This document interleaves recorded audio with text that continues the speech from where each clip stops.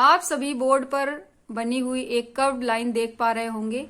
तो आपने मैथ में इसके बारे में पहले भी पढ़ा होगा कि ये इसको कर्व्ड लाइन बोलते हैं और ये स्फीयर का हिस्सा है।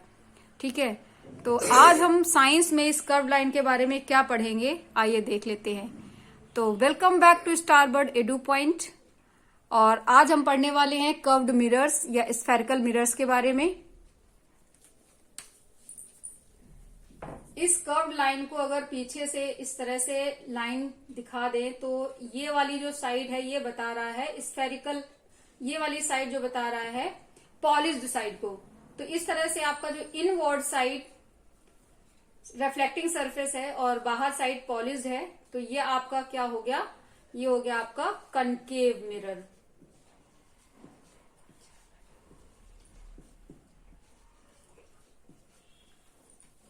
ये एक स्फीयर का हिस्सा है, इसलिए स्फेरिकल मिरर भी बोलते हैं। किस तरह से, इस तरह से अगर इसको डॉटेड लाइन के साथ बढ़ाया जाए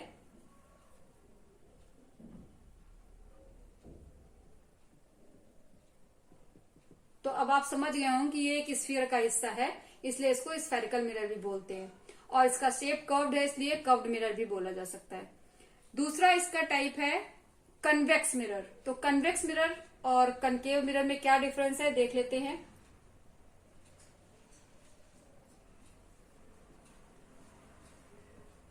ये भी एक कर्व्ड लाइन है, लेकिन इसमें क्या है, आउटवर्ड सरफेस जो है ये है रिफ्लेक्टिंग सरफेस और ये वाली सरफेस है आपकी,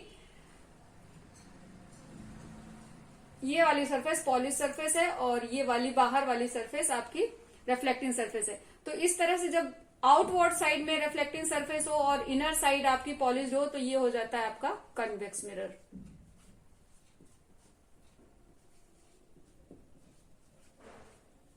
ये भी एक स्फीयर का हिस्सा, अगर इसको डॉटेड करके बढ़ा देंगे तो ये स्फीयर का हिस्सा है, आपको समझ में आ जाएगा जिस तरह से ये है, तो इसलिए इसको भी स्फेरिकल मिरर बोलते हैं। तो यहां पर हमने क्या देखा कि स्फेरिकल मिरर हमारे दो टाइप्स के हैं, कनकेव मिरर और कन्वेक्स मिरर।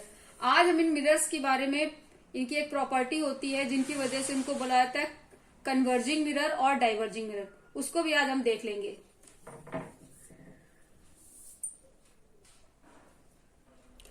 सबसे पहले हम जा रहे हैं डिस्कस करने कन्वर्जिंग मिरर को। तो कन्वर्जिंग मिरर है क्या, सबसे पहले समझ लेते हैं कि कन्वर्जिंग प्रॉपर्टी का मतलब क्या होता है। कन्वर्जिंग मतलब जब लाइट रेज किसी एक ही पॉइंट पर मीट करें आफ्टर रिफ्लेक्शन, एक ही पॉइंट पर आकर मिले, तो उसको बोलते हैं कन्वर्जिंग प्रॉपर्टी। तो डायग्राम के थ्रू समझ लेते हैं कि आपका कन्वर्जिंग किस तरह से होता है और कौन सा मिरर कन्वर्जिंग है।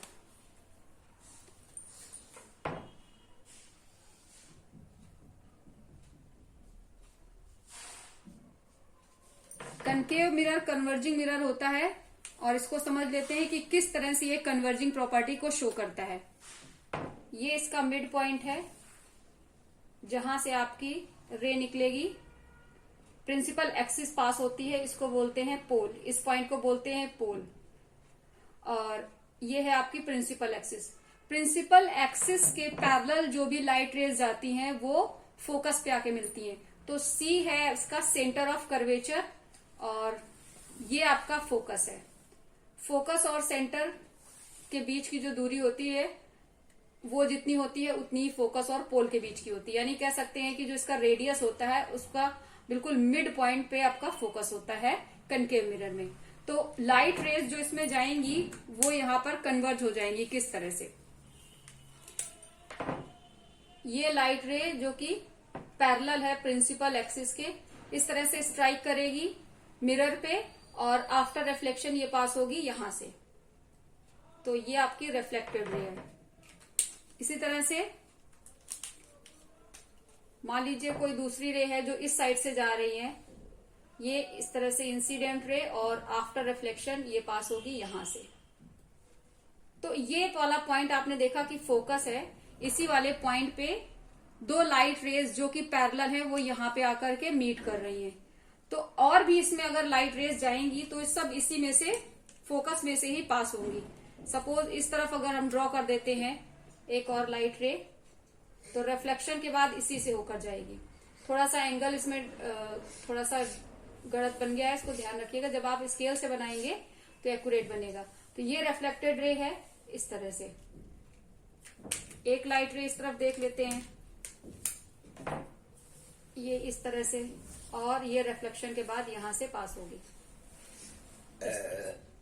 तो कोई भी लाइट रे जो कि यहाँ पर इसमें कन्वर्जिंग मिरर में कन्वर्जिंग मिरर यानी कि कनकेव मिरर में जा रही है और रिफ्लेक्शन के बाद फोकस से होकर निकल रही है और फोकस पे ही सारी लाइट रेज आके मीट कर रही है, तो इसमें इस तरह की प्रॉपर्टी होती है कि सारी लाइट रेज जो पैरेलल है वो आफ्टर रिफ्लेक्शन यहीं पे आती है, तो इसलिए इसको कन्वर्जिंग मिरर बोलते हैं। तो हमारा जो कनकेव मिरर है वही कन्वर्जिंग मिरर है।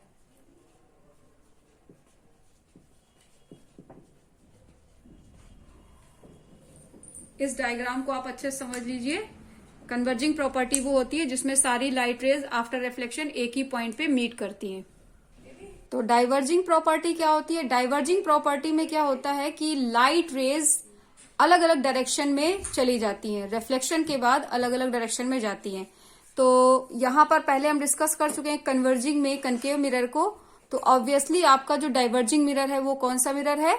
वो है आपका कन्वेक्स मिरर। तो इसकी डाइवर्जिंग प्रॉपर्टी को जरा समझ लेते हैं।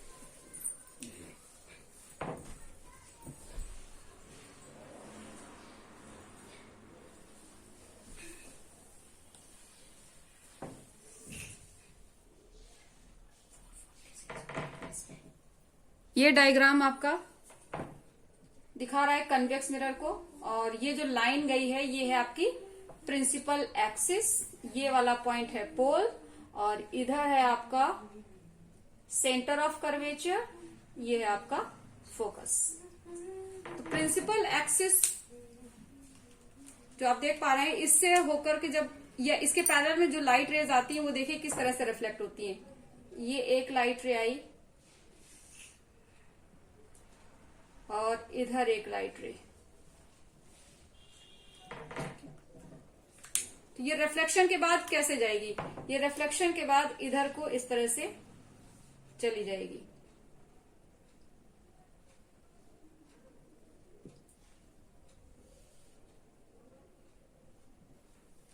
इस तरह से दूसरी लाइट रे भी देख लेते हैं। ये यहां से इस साइड को जाएगी।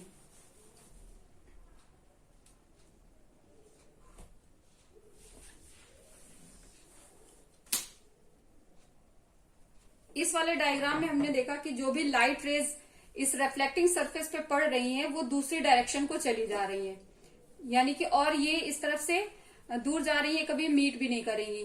तो डाइवर्जिंग प्रॉपर्टी क्या होती है? जब वहां पे लाइट रेज आकर के और दूसरी डायरेक्शन में चले जाएं, मीट ना करें। जैसे कि कन्वर्जिंग में क्या था, वो एक ही पॉइंट पे मीट कर रही थी, ठीक है। तो यहां पर अलग अलग डायरेक्शन में चली जाएंगी, इसको बोलते हैं डाइवर्जिंग प्रॉपर्टी। और डाइवर्जिंग प्रॉपर्टी शो करता है हमारा कन्वेक्स मिरर।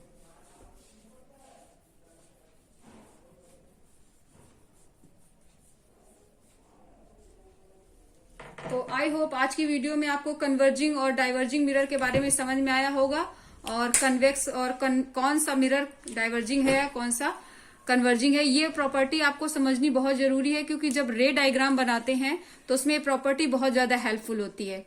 तो आई होप आज की वीडियो आपको समझ में आई होगी। मिलते हैं जल्दी रे डायग्राम के साथ दूसरी वीडियो में।